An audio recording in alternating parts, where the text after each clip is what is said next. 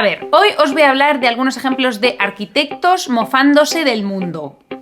Columnas que no llegan al techo, pilares que no llegan al suelo, puertas hechas con piedras que parece que se te van a caer en la cabeza, o macetas aparentemente decorativas pero que en realidad son estructurales y si las quitas se cae todo. Estos son algunos ejemplos de chistecitos internos que hacen arquitectos y que solamente tienen gracia cuando sabes de estructuras, pero yo os los voy a explicar porque es que os vais a mear de la risa, de verdad te lo digo. Yo sé que los arquitectos tienen como fama de divos y tal, y a ver, o sea...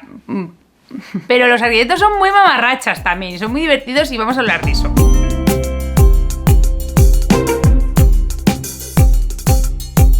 Christopher Wren es un arquitecto inglés del siglo XVII a lo mejor, que es súper famoso, o sea, construyó un montón de edificios en Inglaterra, está todo Inglaterra lleno de cosas suyas. De hecho, fue el que diseñó la Catedral de San Paul de Londres, que solamente la conocéis. Bueno, pues un buen día le mandan a hacer el ayuntamiento de Windsor, que es una ciudad random de Inglaterra. Y entonces le piden que haga una zona como de galería semiabierta para que se ponga ahí el mercado los sábados, o los jueves, o lo que sea, el día del mercado. Bueno, pues Christopher Wren diseña esta galería, que es así como muy cookie, muy bonita, con columnas de piedra, muy normal, para que se pongan ahí los mercaderes a vender su maíz o sus cosas, lo que quieran. Y entonces llegan los consejeros del ayuntamiento y ven eso y se ponen nerviosísimos y dicen, a ver, esto se cae. Este techo se va a hundir y se va a caer encima de todos los mercaderes. Esto es una tragedia. Así que le piden que meta más columnas. ¿Que meta más columnas? Porque eso si no se cae. Claro, yo creo que Christopher Wren debió pensar, vamos a ver, esto es un edificio de 2 plantas. Este volumen rojo es lo que va a haber encima de la galería y no es tan grande. Y tampoco vais a montar aquí una rave de 100 personas. Es el ayuntamiento, son oficinas, como mucho vais a ser 5 personas y 3 muebles. O sea que tampoco va a haber tanta carga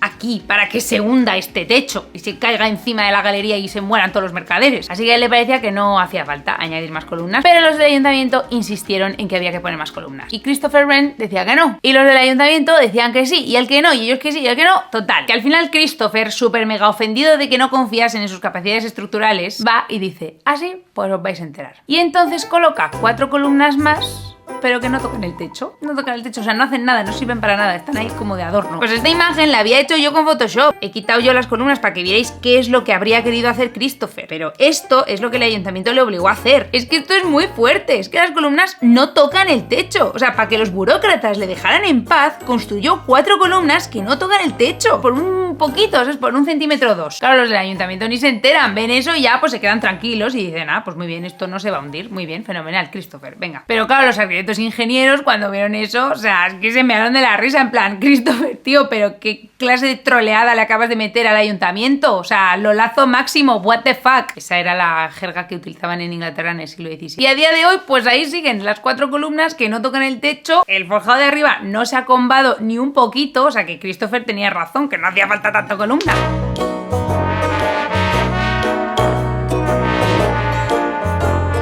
Esto es un proyecto de vivienda social en Berlín, que se hizo en la época en la que se estaba intentando reconstruir Berlín después de la guerra. Álvaro Siza es un arquitecto portugués. Entonces él, hasta entonces, todas las obras que había hecho eran en Portugal. Y este era el primer edificio que construía fuera de Portugal. Claro, tenéis que tener en cuenta que la normativa urbanística en los distintos países cambia por completo. Y aquí esto le jodió bastante. Bueno, Siza hace este proyecto, que es un edificio súper bonito, con una fachada así como curva, sinuosa y delicada. Entonces, en la parte de abajo, donde están los locales comerciales, pone una marquesina, que es como esa especie de porche, que se apoya en un finísimo perfil de acero. Este perfil, en principio, solo soporta la carga de la marquesina, que no es mucha, por eso es tan fino. O sea, que no es un perfil que sujete el edificio ni nada de eso. Claro, ¿qué pasa? Que en Berlín, en esa época, había una ley que decía que todos los pilares de acero tenían que ser recubiertos de hormigón, por normativa. No he encontrado por qué, pero me puedo imaginar que tiene que ver con protección antiincendios, porque el acero es más sensible al fuego que el hormigón. Entonces, claro, si lo recubres y lo proteges de hormigón, pues te evitas que si hay un incendio, colapse toda la estructura y se hundan todos los pilares de acero porque se han derretido y se ha hundido todo, ¿sabes? El perfil que puso Álvaro Siza para sujetar la marquesina no era un pilar, o sea, era un tubito de acero súper fino, que es solamente para sujetar una marquesina súper cutre. Y entonces, ¿qué pasa? Pues que el Ayuntamiento de Berlín decide que ese perfil de acero finísimo que ha puesto Álvaro Siza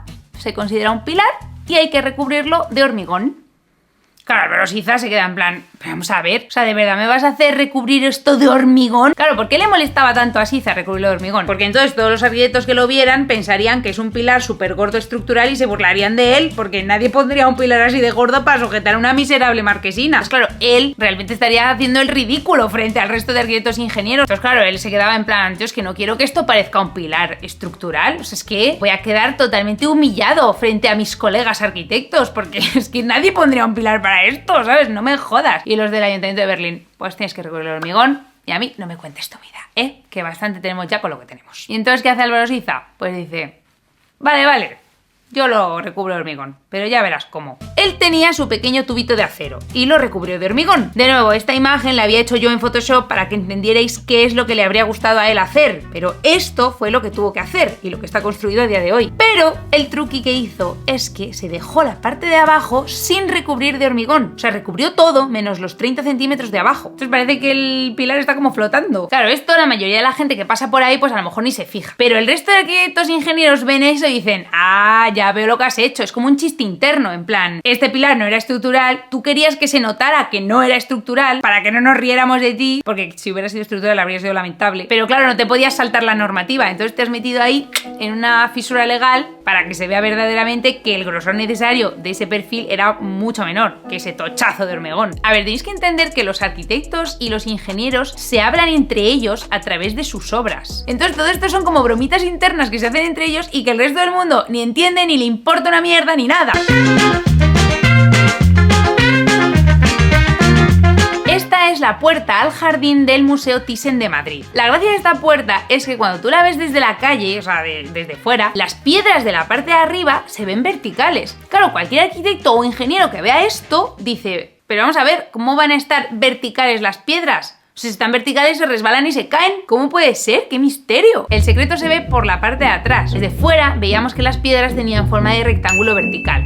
Pero cuando tú entras, por la parte de atrás tienen forma de trapecio, ¿lo veis? Si la cara de delante es un rectángulo y la cara de detrás es un trapecio, entonces la superficie que une ambas caras debería ser una superficie alabeada, o sea, una superficie curva. Y eso pues es muy difícil de tallar en piedra, entonces no creo que sean así. Una posible hipótesis es que esta superficie está dividida en dos triángulos. Esto es un modelo 3D de esta hipótesis de geometría. Ahí veis mucho mejor los triángulos. Esta dovela de aquí quedaría apoyada en esta superficie triangular de aquí y esta dovela de aquí quedaría apoyada en esta superficie triangular de aquí y esta en esta y así. Entonces con esta geometría las dovelas se irían encajando unas a otras y no se podrían resbalar porque están ahí como cloc, encajadas. Y así vemos por un lado los rectángulos y por el otro los trapecios. Yo antes de estudiar arquitectura pasé por delante de esa puerta 1000 veces y nunca me había fijado en que las piedras por fuera se veían verticales y que no se caían en la cabeza a la gente. Ni me había fijado, ni me parecía llamativo, ni nada. Pero claro, después de estudiar arquitectura y de entender un poco más de estructuras, lo vi y dije,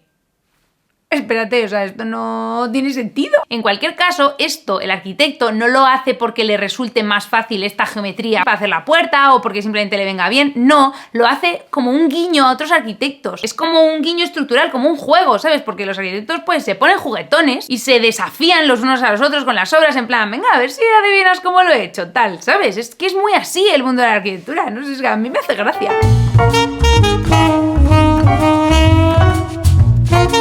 A ver, Frank Lloyd Wright era un arquitecto muy troll. Hacía pilares con forma de seta que todo el mundo pensaba que se iban a caer, o estructuras helicoidales súper chungas, o voladizos imposibles. Es como que a él le divertía ser confuso y no explicar bien las cosas que hacía. Esa es mi impresión. Él construyó muchísimos edificios, o sea, muchísimos. Está todo lleno de edificios de Wright.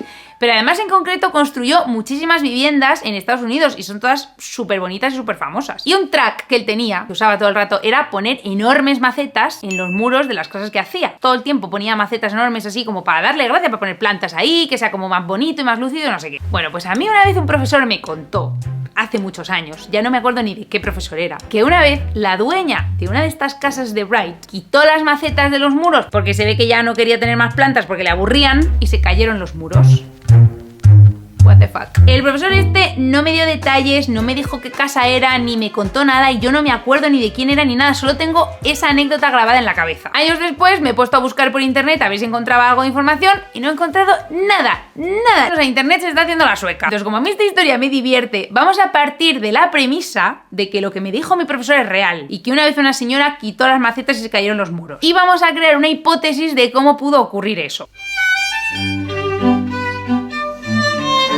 Esto es una sección de una casa de Wright. Como veis, está construida encima de una ladera de una montaña. Cuando tú construyes una casa en una ladera, tienes que poner unos muros aquí súper gruesos para que sujeten el terreno, porque el terreno va a tender a caer hacia abajo, porque estamos en una ladera. Así que aquí en este muro hay un empuje horizontal muy grande del terreno. En mi vídeo de estructuras góticas os hablé del concepto pináculo, no sé si os acordáis. Os dejo el vídeo por aquí por si lo queréis ver otra vez, porque lo tendríais que haber visto, por eso digo otra vez, porque aspiro a que ya lo hayáis visto.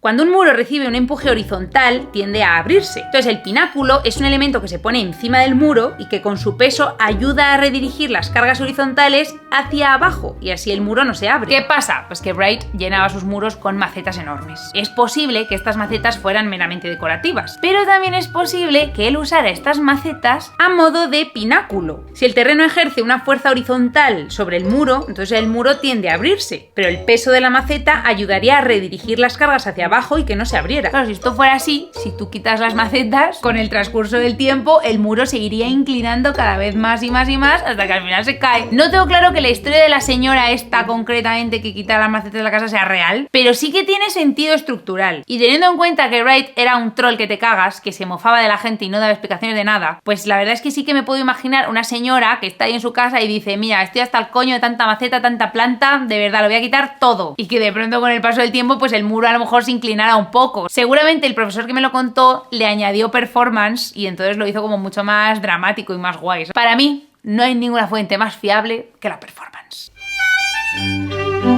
Pues nada, hasta aquí el vídeo de hoy. Espero que os haya gustado, que hayáis aprendido cosas. Solo quiero vuestro bienestar y que os guste la vida y las cosas y aprendáis y seáis felices y hagáis cosas que están bien. La verdad es que es un buen resumen de lo que quiero yo para vosotros y también es lo que yo querría para mí. Y en ello estoy, oye, en ello estoy. ¡Bueno, adiós!